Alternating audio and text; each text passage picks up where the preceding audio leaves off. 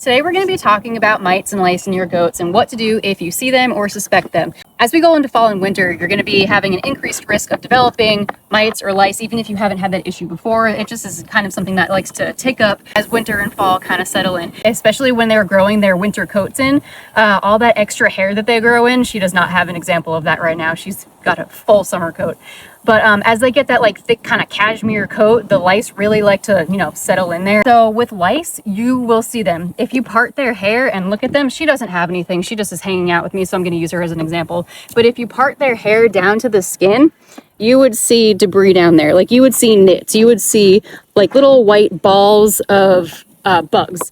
So you would be able to see lice living on their skin. The symptoms also vary because with lice, they will be mildly itchy. They'll be rubbing themselves.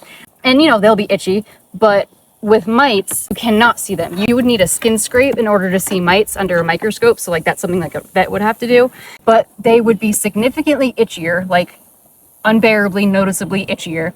They would also have some possible buildup of crusty debris, like crumbly, crusty debris in their ears. That's a sign of ear mites. They could have like really flaky skin, dandruff. They could have some wounds from like scratching at themselves. Their wounds could be oozing. So with mites, even though you're not going to be able to see them on their skin, there will be other physical signs that you will be able to absolutely see. They could be shaking their heads more because their ears are bothering them from all the mites and buildup in there. Again, the flaky skin, the dandruff kind of thing. And you might also see some bare patches on their skin where they're losing their hair.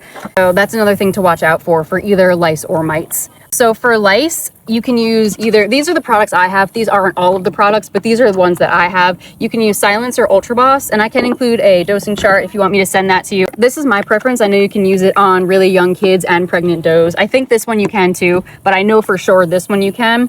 For mites, you would not use these. You would need to use an injectable ivermectin, and you can give that sub-Q. So you would need something more like this for mites. Again, these are not the only products. These are just the ones that I have. So if you're trying to get rid of lice and mites, you need to treat everybody, especially for lice. You treat everybody in your herd on the same day, and you would also clean out your entire bedding. Don't treat one goat because you suspect lice, but then not treat everybody else, because then they're just going to jump right back on. Hey, Sandy, coming to the party?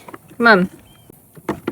So another thing, when you do go to clean out their bedding the same day that you are treating them, you can use something like this. You don't have to use this. You can use other things, for Saturday Lime, whatever, but just make sure that you are putting something down to help get rid of those bugs when you are cleaning their bedding and on the perimeters and whatever. You can even put this on them, but I wouldn't use that alone for a lice treatment.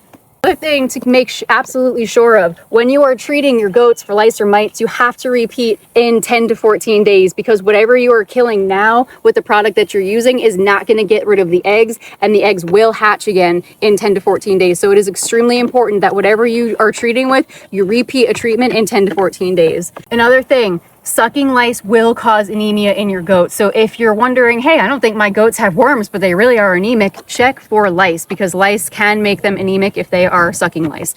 So I do have both a symptom sheet and a dosing sheet. So if you want either one of those, let me know and I will absolutely send it to you.